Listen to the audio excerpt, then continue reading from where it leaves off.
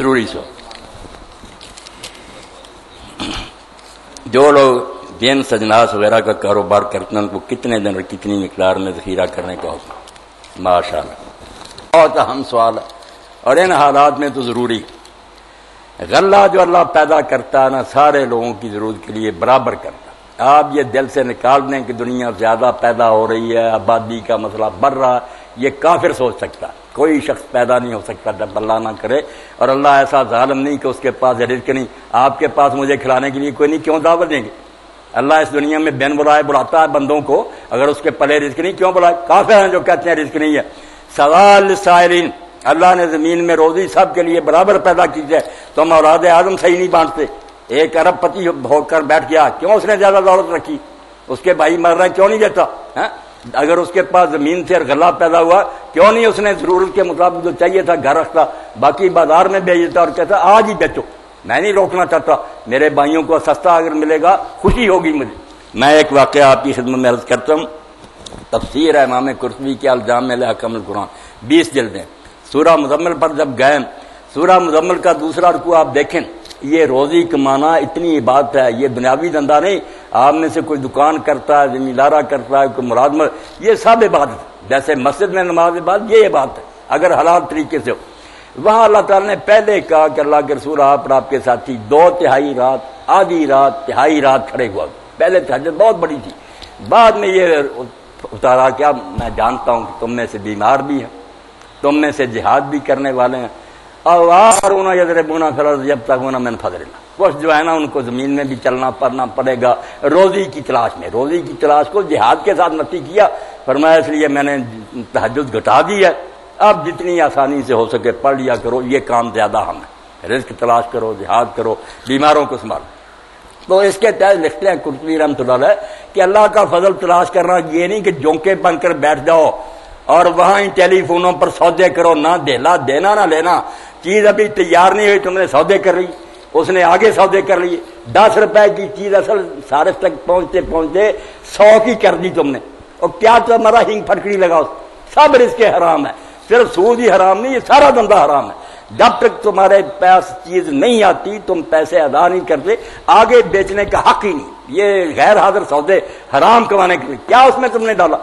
آپ ذرا حیرانی سے دیکھیں گے، اللہ کے رسول نے تو اس کو ناجائز کر دیا، یہ ڈھیری پڑی ہے، سودا ہو گیا، میں نے خرید لی، وہاں سے اٹھائی نہیں میں نے، اسی وقت دوسرا آدمی کہتا آپ نے 10 روپے میں خرید لی، میں 11 دیتا ہوں، حضور نے فرمایا حرام ہے، کیا اس میں بڑھ گیا کہ 1 روپے نفع لے رہا، وہاں سے توڑ کر اٹھا دوسری جگہ لے جا، کچھ داخل کر حصہ اپنا، پھر حق بنے گا تجھے لینے، تو یہ حرام داخل کر لیا، مہنگائی کر لی۔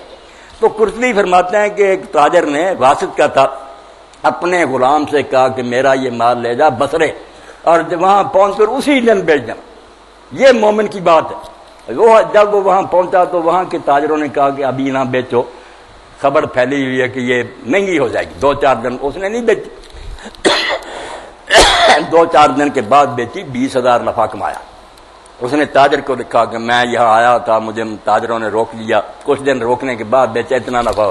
اس نے کہا نامراد یہ سارا خدا کی راہ میں دے دے، اور میں اللہ سے معافی مانگوں گا کہ 3-4 دن تم نے کیوں نہیں بیچی، خلق خدا تنگ ہوئے، یہ کیا نفع ہے، مردار مجھے کھلا رہا، یہ 20,000 یا اللہ کی راہ میں دے دے، اور پھر بھی اللہ سے میں معافی مانگوں گا، جاتے ہی بیچنی تھی، بے شک ایک آنا ہی نفع ہوتا۔ یہ ہے اللہ کا فضل تلاش کرنا کہ کوئی لا رہا باہر سے مال، اور وہ ایک نیکی کر رہا، سپلائی کر، ٹھیک اپنا جو اس نے ہے ٹرانسپورٹ اور یہ محنت، اس کا نفع دے دے، مگر وہ خون چوسے کہ تنگ کروں، لوگ بھوکے مریں اور زیادہ ریٹ مجھے ملے، کیا اس نے اپنی مرضی سے ریٹ لگایا، بھائی مرضی کیا، بھوکا مر رہا ہے بیچارہ، جو مانگ لیا آپ نے دی، یہ سمجھے ڈاکہ ہے، چوری ہے، بالکل سود خوری ہے، اس کو جو جی چاہے آپ حاجی صاحب نہ دے نا کہ سودا ہے، سودا کوئی نہیں ہے، سودا ہے جو خوشی سے آدمی کرے۔ ایک پھنسا ہوا غریب دے رہا آپ کو، یہ کیا خوش ہونا اس نے۔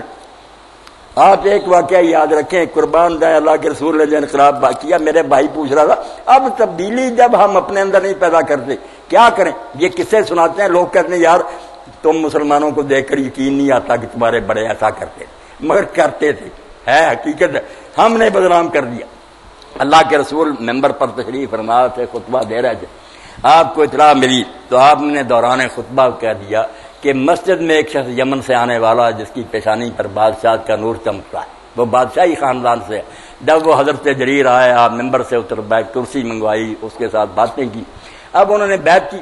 صحیح بخاری میں بیعت میں 3 باتیں حضور نے منوائی کہ نماز باقاعدگی سے ادا کرنا, زکوٰۃ دینا, اور تیسری بات یہ منوائی وَالنُّصْحُ لِكُلِّ مُسْلِمٍ, جتنے کلمہ گو ہیں ان کا سب کا بھلا چاہنا, کھوٹ نہیں ہونا چاہیے, ہر مسلمان کی خیر خواہی. اللہ کے رسول کے بعد مرحلہ آیا. ایک دن ان کا نوکر جو تھا وہ جنگل میں گھوم رہا تھا, وہاں ایک دیہاتی آدمی ملا. اب حضرت جریر کا گھوڑا تھا. اس دیہاتی نے بدو نے کہا میں گھوڑا خریدنا چاہتا ہوں. انہوں نے کہا میرے مالک کا دکھایا, سودا طے ہو گیا 800 درہم. کہ 800 درہم انہوں نے کہا میرے مالک کو چل کر دے دے, گھوڑا لے لے. جب وہ حضرت جریر کے پاس آیا اور وہ ملازم نے کہا 800 میں نے بیچا 800 میں, تو آپ دنیاوی حساب سے کہیں کہ آپ نے فرمایا نہیں میرا گھوڑا اتنے کا نہیں. اس کا معنی یہ لگے کہ 800 کا سستا ہے, کچھ پیسے ہوتے نہیں, بات الٹی ہو. بدو نے کہا حضور اگر 800 نہیں منظور کچھ اور بڑھا لے. فرمایا نہیں یار کم کا, 600 نہیں, 400 نہیں, 200 پر آپ نے کہا 200 دے دے لگ. لوگوں نے کہا یہ ٹوٹی گنگا کہ 800 کی بجائے. فرمایا یار حضور کے ہاتھ میں ہاتھ دیا تھا کہ ایک مسلمان کی خیر خواہی کرنی, میں اپنے اس وعدے کا بیڑا کر لیتا. میں جو سمجھتا ہوں کہ اگر میں لینے جاتا تو یہ 200 کا میں نے لینا تھا. اس سادہ آدمی کو میں لوٹوں. اس لیے میرے بھائی یہ کاروبار نہ کہ نہ تجارت, نہ رزق حلال, نہ عمرے, نہ حج, سب حرام ہے. ڈاکو ہیں اکٹھے ہوئے, مولویوں کو کچھ دے دیتے, وہ حاجی صاحبان کو شاباش دیتے ہیں, برکت کوئی ہے خدا کی.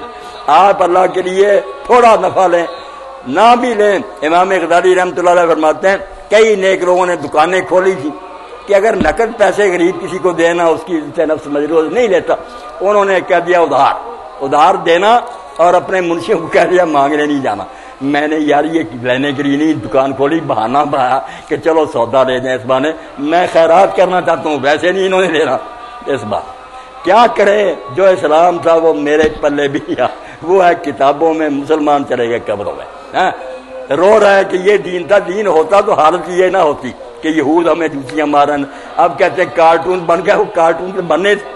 آپ کے نبی کی کیا عزت ہونی تھی جب آپ کے حاکم جا کر ان کے قدموں میں سجدے کرتے, حکمران منتیں کرتے ہیں امریکہ جا کر, انہوں نے ذلیل ہی کرنا. ورنہ ہمارے پیغمبر کی طرف بری نظر سے کچھ دیکھ سکتا اگر مسلمان جیتے ہوتے. ہمارا تو سب کچھ اللہ کے رسول ہے, مگر یہ سارے دن اس لیے دیکھنے پڑے کہ ہم نے حضور کا طریقہ چھوڑ دیا, دنیا میں رسوا ہوگا. علامہ اقبال نے شکوہ کیا تو جواب شکوہ اپنی طرف سے لکھا, مگر اللہ کی ترجمانی کی. اللہ نے کہا وہ معزز سے زمانے میں, اقبال جو تو کہتا نا ہمارے بڑے یہ تھے, وہ معزز سے زمانے میں مسلمان ہو کر اور تم خار ہوئے تار کے قرآن ہو کر. تمہیں قرآن چھوڑ دیا, اب ذلیل نہیں ہونا تو اور کیا ہونا. میں کیوں فرشتے بدر میں اگر بھیجے تھے وہ بنے تھے اس لائق کہ میں مدد کروں. فضائے بدر پیدا کر, فرشتے تیری نصرت کو اتر سکتے ہیں گردوں سے کتار اندر کتار. اب فرشتے کو ریٹائر ہوگا اسی طرح بیج لگائے کھڑے ہیں, مگر مدد کن کی کریں, ان ڈاکوؤں کی کہ مہنگا کر رہے ہیں اور اناج چھپا لیتے ہیں اور چیزوں میں ملاوٹ کر کے بیچتے ہیں, کم تولتے ہیں اور کہتے ہیں یہ رزق کما رہے ہیں. رزق نہیں کما رہے ہیں, ڈاکہ تو نہیں کر رہے ہیں آپ. جی